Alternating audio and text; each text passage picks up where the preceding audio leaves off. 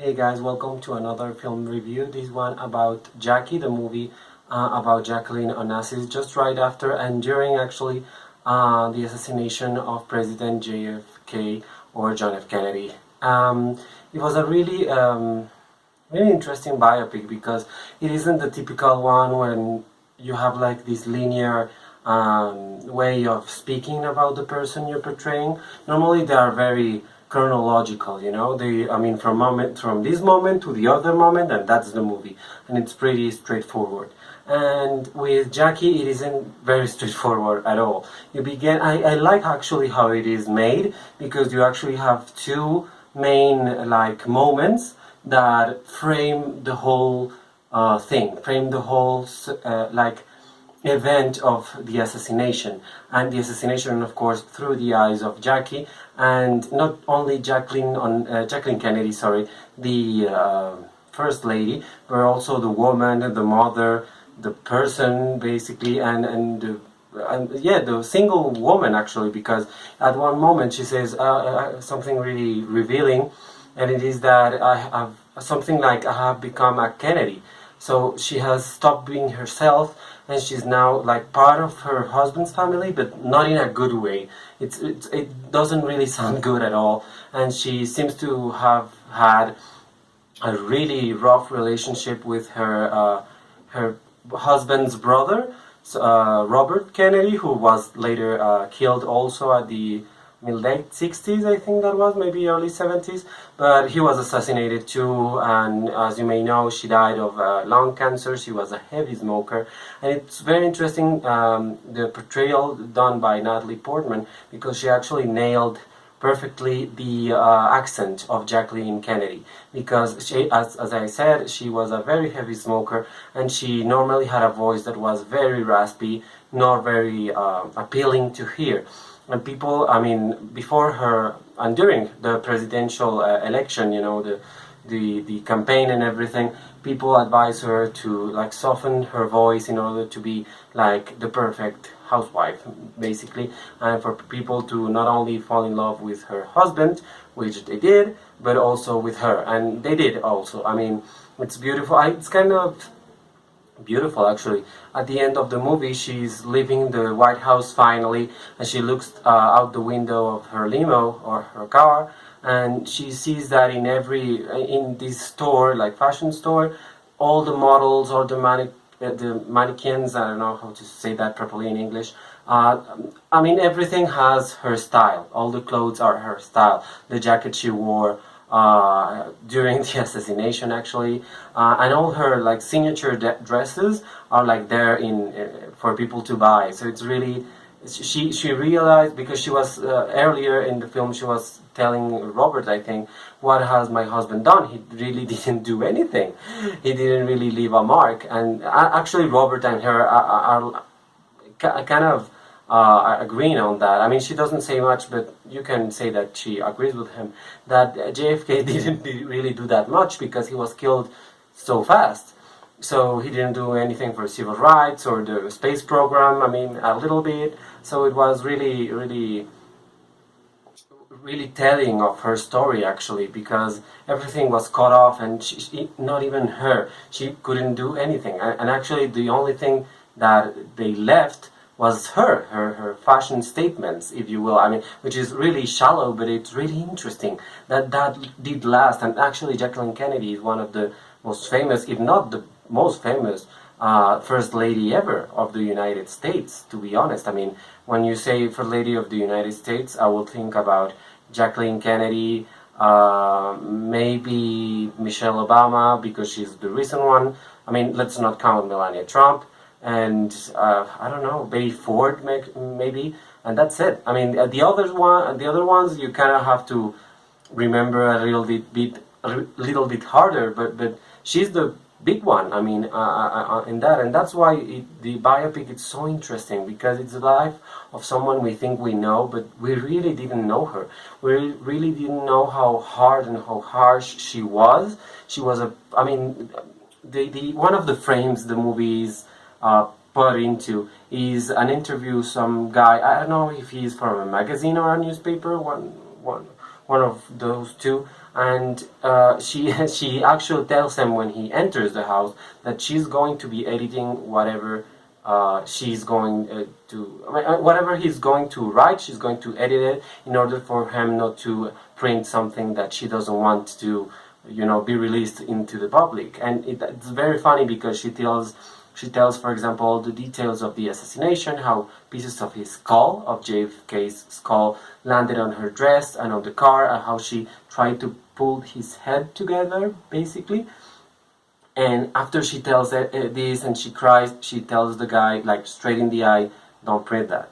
And that is just perfect. I mean, actually, the style of the movie, if you will, the producer is Darren Aronofsky, and he was scheduled actually to, at the very beginning, to direct the film, but finally he didn't, and he, searched for a director, and the director was Pablo Larraín, who is known for a kind of biopic kind of movies in Spanish, like No and Neruda. But he hadn't done anything with women, and he hadn't done anything outside of Chile. I mean, the topics. So it's really interesting because he has this style that's very Aronofsky. And if you know, Natalie Portman won her Oscar because of Aronofsky movie called Black Swan, which kind of has that vibe, and the music actually of the movie, done by Michael Levy, I don't know if it's Michael Levy or Michael Levi, whatever.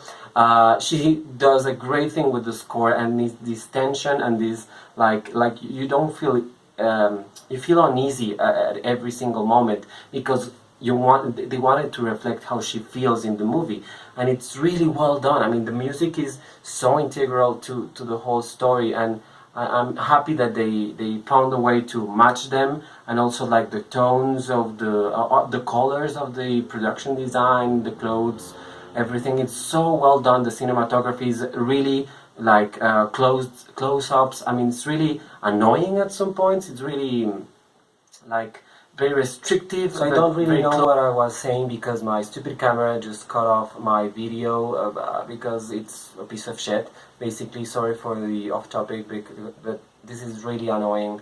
I mean, I have recorded 12 minutes and now it cut to 8 minutes, and I have no idea what I said. The only things that I remembered that I said was that Natalie Portman's performance was really good in Jackie. You have to see it just because of that. She's a really great performer, and it's really sad that she's not going to win this Academy Award because she really deserves the second one for this movie. But we all know that this is Emma Stone's to lose. I mean, she's not going to lose at all. Meryl Streep is not a threat. Isabelle Huppert is not a threat. Ruth Negga is certainly not a threat. The only possible threat would be Natalie Portman, but that would only happen if La La Land was not liked at all. And that's not really the case. I mean, people are talking about a La La Land backlash, but I haven't seen it at all, so that's not going to happen. And Jackie is not, it's a small movie, I mean, compared to the other ones, so yeah, it's not really going to happen. I mean, the music is really good, and I would hope for it to win Best Score, but that's not going to happen either, because La La Land is going to win that too.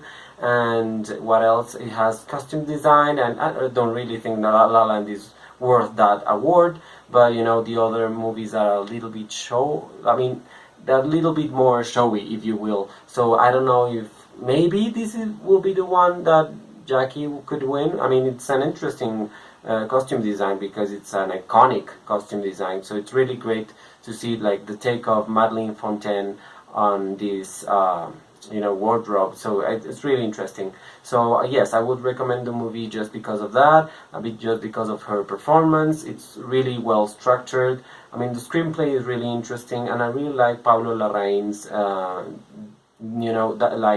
directorial debut in English, if you will, because it's his first English language film, and it's really good that he did it with Natalie Portman and Darren Aronofsky as a producer. I mean, that really speaks great, and it has 3 Academy Award nominations, so that's really great for him.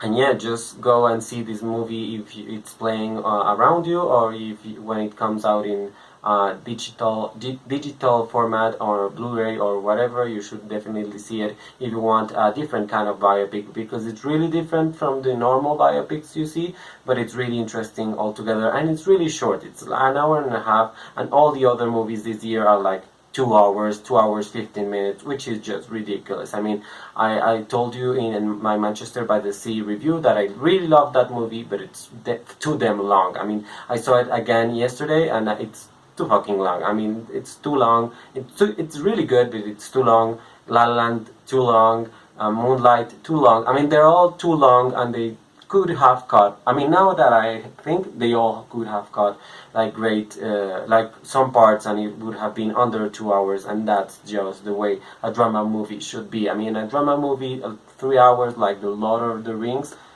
not, no, please. I mean, it's really not good.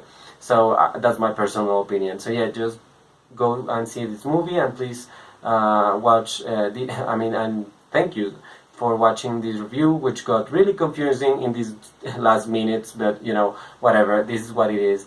And yeah, I didn't have great cameras or anything, and I guess that's why people really don't see this, so fuck it. So yes, thank you so much for watching this video. If you are watching, like, comment, subscribe, and share this on your social media. And you can watch, sorry, my last two videos. I will be posting them here, one in Spanish, one in English. And the subscribe button if you haven't subscribed to my channel. I mean, I will do some other film reviews until the Oscars, I presume. And yeah, I have a couple more that I have to speak about, so wait for those. So thank you so much, and goodbye.